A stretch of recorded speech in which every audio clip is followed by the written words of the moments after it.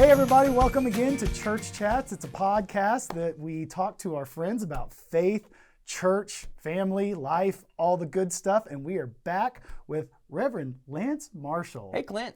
Hey Lance, so glad that you're here with us. Yeah, thanks for coming to my place of work. So to make it really easy. It's my place of work too. It's easy. Like we just show up and film. Yeah, And awesome. We're just gonna chat. Is that okay? Okay. Yeah, sounds I'm ready good. to chat. Okay, great. One of the first things I normally ask our guests is, how was it that we met? And when did we meet? One of the things I kept going back to, when did I first meet Lance? And I have this crazy memory. That is one of the first memories I have of you. We were meeting for lunch, you, me, and Martin Leathers. Mm-hmm. And y'all were working here. I was working at a different church, and so I drove in. For those who didn't know Martin, he worked here in the youth ministry staff. And then he and I were the same age. We were both, friends here on staff. Yeah, and Martin and I knew each other just from youth minister circles. And so I think that might be the first time that I actually met you, or at least spent time with you. The three of us went to lunch. That being said, I drove in and y'all were like, where are you? I don't know where he is. And I was pulling in the car on Henderson and 7th, and y'all apparently got tired of waiting and started walking. And y'all ended up jumping in my car while I was at a stoplight at Henderson and 7th.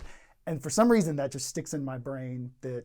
What a great introduction. Yeah. I don't know if that's the first time we met or not. I can't remember, but I think it says something about how likely I am to just step into a car that I don't even remember it.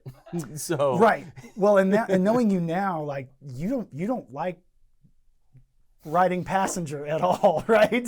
Like you don't like that at all. For those who are unfamiliar, I have a personality picadillo in that I have a lot of anxiety just in life.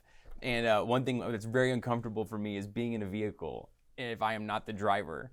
And so I'm fond of saying, I don't have to, I can drive, or we can take two cars. It's whatever you want. Right. So yeah, the idea that I would be a passenger is a bit unique. Well, yeah. And so that was just my first memory, the fact that you both just jumped in my car on Henderson. So maybe to be in your 20s again. I know, right? That was what a magical time. A very magical time. It is. I like it a lot. See, Allie likes it. It's still firmly in her 20s. Yeah, 30's way better. But personal opinion. I've heard 40 is even better than Can't 30. wait. Yeah. Can't wait. Awesome. Things are really coming together. It really is. All that to say, that's one of the first things that came to my mind, and that reminds me of the time I first got to know you was the first 7th days.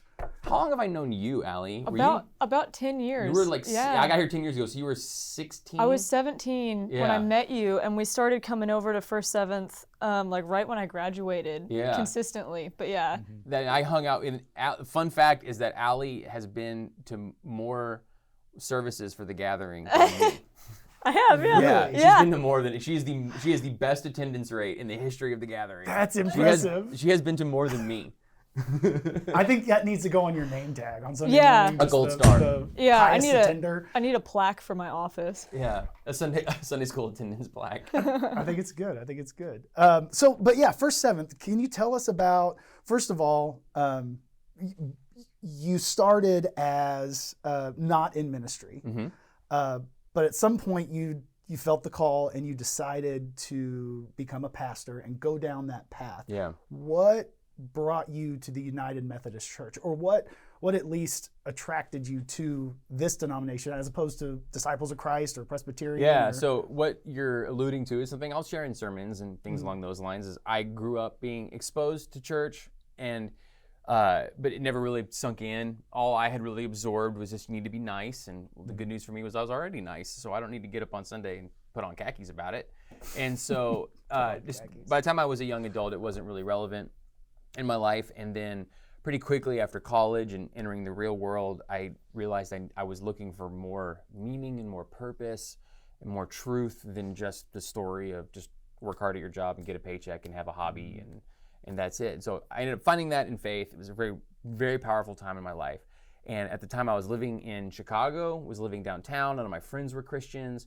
And so I was becoming Christian as a mix of listening to some podcasts, early days in podcasts, reading some books. I was attending a small, very historic church that was located. I was attending it because it was the closest to where I lived, but it was great.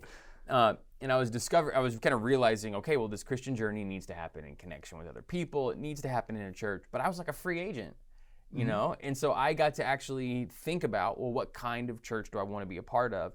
And so some of the things that were really important to me as I was a baby Christian, but I was taking it really seriously, as I wanted to be a part of a denomination, not just a local individual church. I wanted to be part of something bigger than just me and the people immediately around me. So immediately narrowed down to I want to be part of a denomination. I want to be part of something historic that has a long history of faithfulness and work in ministry and fruitfulness. And so I want to be part of something that's international in its scope, not just American. If Christ is for everyone, if God is for everyone, I want it to be international in its scope. I wanted to be a part of a church that had really high expectations and accountability for its clergy, which every church says that. No church says they don't, but I wanted things like, I wanted people to have to be educated, you know, in order to be in positions of leadership. And I wanted a denomination that had oversight and things along those lines. And so I found that. And then the last thing is I didn't know the word for it at the time, but I knew what it felt like. And the word I was looking for was grace. I didn't know what it was, but I knew there was something I was looking for, and the thing was grace. And I found that in the United Methodist denomination. Yeah, so we're all about grace here. We're all about grace. I like to tell people, yeah. if you're in a United Methodist church and someone asks a question and you don't know the answer, say Jesus. And if that's not the right answer, say grace. Yeah. And if that's not the right answer, you need to get out, because you're not in a United Methodist church, because those are the only two answers. Good. And so I ended up becoming United Methodist. I ended up discerning a call to ministry, which is a whole different story that involves, you know, a vision. It's a crazy story. I want to get into that. It's a whole other story. Yeah. So, but at some point in our process, in our system, it's a long process to start from feeling like I'm being called to be a pastor to actually being ordained in full connection as an elder in the church was over a decade. Yeah. It's a long time. A lot of people participate in that process, helping you discern. And one of the things that I discerned very early on is that I'm interested in new things. I'm interested in trying new things and doing new things and experimenting in new ways. I find that really exciting and encouraging. And so I was kind of in the system identified as a person when we're interested in trying new things, we might want to talk to Lance and see if he's a good fit for what we're discovering. And so how I came to be connected with the First United Methodist Church of Fort Worth was this church and the denomination were interested in trying some new things in Fort Worth. And I was a guy who was elsewhere interested in trying new things, and we made a connection. And gotcha. So those things in a mix of successes and failures together have ended up where we are today. Nice. Okay. So, and now you're part of the BOM, like discernment process. Like you're now helping others discern. I serve the denomination in our annual conference's Board of Ordained Ministry, which means if you're one of the people who has actually gone a long way through the process, you've been working with your local church and your regional area for years, you've completed seminary. I'm now part of that last group of people who help, you know, make sure that you not only have fitness for ministry, but fruitfulness in ministry. Yeah. And that's not so much an evaluative process at that point as it is a coaching and development process. Okay. To make sure that, hey, before, you know, you're all the way into the forward, let's make sure that we're coaching and developing and serving you in the ways that we best can to make sure that you're fruitful in ministry and you're a blessing to the congregation that you serve. And so I do that on the big board, and then there's something called residency, which is a training period for those at least a couple years. And I'm one of the people who leads that. And so I love, that is so fulfilling and so fun and so good. I've benefited so much from mentorship in my life. Just an absolute incredible amount of energy has been invested in me that I love getting to just pass along what people have told me. It's not even new things I've learned. It's, hey, a really smart person told me this. Let me share it with you. So. Right. Well, yeah, I mean, it's got to feel like a full circle thing with, you know, the connection for First Seventh and doing something new in Fort Worth and you being able to. And so when you say First Seventh, for people who aren't familiar, the new thing, there's a true thing in churches, not just our church, not just the United Methodist Church, just churches in general, is that it's always a good idea to be tweaking and adjusting things that you're doing to best try to serve folks and make sure that you're connecting with the needs of the community. But there is just a rock solid truth that if you want to really engage new people, you have to do new things. You just don't like. That's a rock solid truth. Every church, everywhere. If you want to meet new people, you do new things. That's where new people show up, is to new stuff. And so one of the things that I was invited to try was continuing to engage new people in ministry in Fort Worth, but let's do something new to do it, and didn't have a lot of limitations on what that could be. And one of the questions that was kind of in the air at the time was, this is a very traditional and historic church. It's downtown. It's a big stone cathedral. Is that an obstacle to new people? Right? Are some people who are not Christian or not engaged in church, are they actually unlikely to want to attend in a place like that? Just the facade itself. Maybe it's just so churchy looking. I mean, maybe if we met another space or something else, maybe that would actually make it easier for people to engage. And so kind of formed what you would call a new church community. And we first started meeting at the Botanic Research Institute, and we called it First on 7th because we were so focused on that new 7th Street area development. So First 7th is the name of it. Gosh, the new 7th Street area. Yeah, this I know, was right? so long ago. A decade ago. And so and that was good, but then one of the things we found out is a lot of people were like, yeah, this is great, but we actually kind of wish we could meet at the church. And so we started, wanting to keep new things for new people. We started meeting on Sunday evenings. Right. And I think you were a part of that. Yeah. You helped come over. That was the first time I was a part of it. Yeah, you came over and helped lead music. We didn't have, worship leaders and stuff at the time, and so we were borrowing friends. And that was going well and fine, and it was engaging. It was a really great worship service. It was a lot of fun, and there's a really funny thing that happens when you talk to people and say, hey, would you be interested in a worshiping service on like a Sunday at 5:30 or 6 o'clock in the evening? Yeah. I would love it so much. That would be so much better than waking up. It'd be so much better than waking up. We could go through it, and then what actually happens is people's couches develop super gravity. Oh, they do. At around 5:30 on a Sunday afternoon. And so it was an interesting mix of what people said they wanted and then what they actually were engaged in. Well, and what's funny you say that is that, I was working at another church and leading music in the mornings. And so we ended up showing up to that. We didn't even start by doing music there. It was more just, we wanted to go and worship together. Like Taylor and I would lead music on Sunday morning, and we never got to just sit in a worship service together. At church. Yeah. And so that's kind of how it started. And then I think it was like week 2, you're like, hey, you want to lead the music here? Like, crap. But